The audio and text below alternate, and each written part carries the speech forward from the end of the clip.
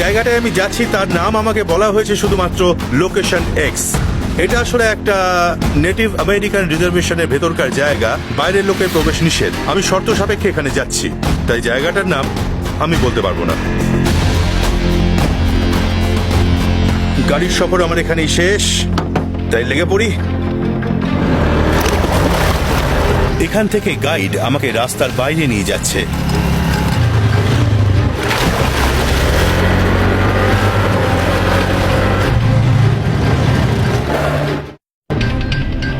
নদীর ধারে আমাদের সিক্রেট ক্যাম্পে আমি চ্যালেঞ্জের জন্য তৈরি হতে লাগলাম।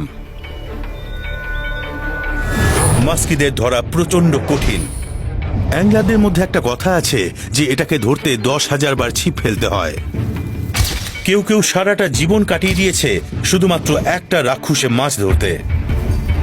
আমার সময় অবশ্য অনেকটাই কম, কাজেই যে সরঞ্জাম বাঁচবো সেটা ক্রিটিক্যাল হবে। মাস্কিকে লোভ দেখাবো কি করে সেটাই ভাবছি। আমি ওদের ব্যাপারে যা জানি, ওরা চোখে দেখেই শিকার করে, তবে ওদের ল্যাটারাল লাইন অর্গান আছে যেগুলোতে জলের ভাইব্রেশন ধরা পড়ে। কাজেই আমি এমন টোপের কথা ভাবছি যেগুলো শুধু চকচক করবে কিন্তু নড়বে না, আর উপরের দিকে জলে অনেক শব্দও করবে। তবে ভাগ্য যদি ভালো থাকে ওদের সামনে এমন জিনিস আনতে পারবো যা ওদের শিকারী সত্তাটাকে বার করে আনবে। সফল হতে হলে আমাকে মাস্কির মতো ভাবনা চিন্তা করতে হবে। আশা করি মাস্কিরা তীরের কাছেই থাকবে, মূল স্রোতের থেকে দূরে, কিন্তু ছোট মাছগুলো এখানেই থাকে, এখানে ওরা এনার্জি বাঁচায়। কাজেই তীরে যতটা কাছে সম্ভব ছিপ ফেলবো। যদি কোনো কিছু মাছ নিয়ে আসে তাহলে সেটাই হবে ট্যাকটিক।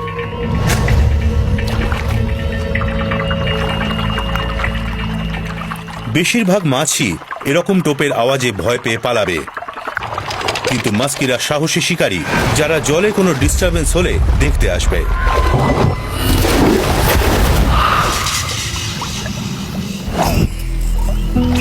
5 ঘন্টা পেরিয়ে গেলেও আমার মাছের অপেক্ষা শেষ হয় না।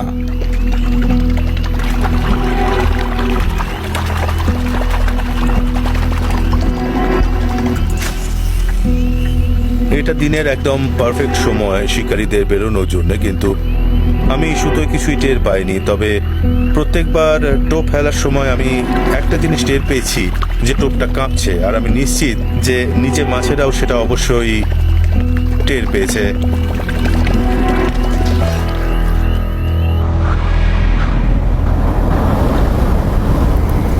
যতক্ষণে আমি রাতে ফিরে গেলাম ততক্ষণে প্রায় 500 বার আমার ছিপ ফেলা হয়ে গেছে। থেকে শিখছি যে মাস্কিরা খুবই চালাক শত্রু হতে পারে। আর এখন আরেকটা প্রবলেম হয়েছে। রাতে হঠাৎই একদম আমার ক্যাম্পের ভেতর দিয়ে ঝড় বয়ে গেল,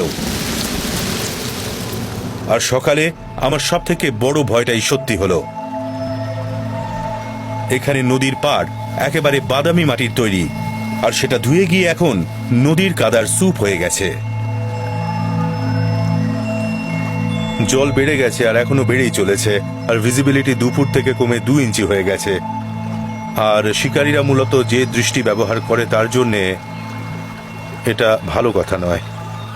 যদি মাস্কি আমার টোপ দেখতে না পায় তাহলে কামড়াবেও না।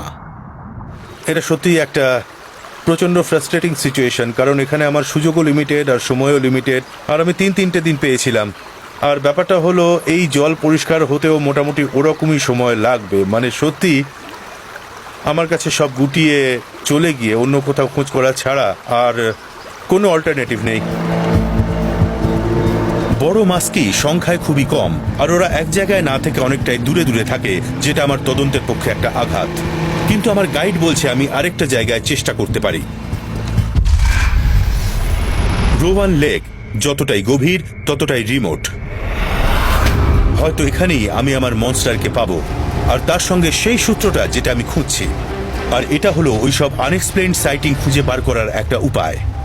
এই জায়গাটা সত্যিই জঙ্গলে, হয়তো এটা বলা ভুল হবে না, এরকম অনেক জায়গাতেই কেউ কোনোদিন পা রাখেনি।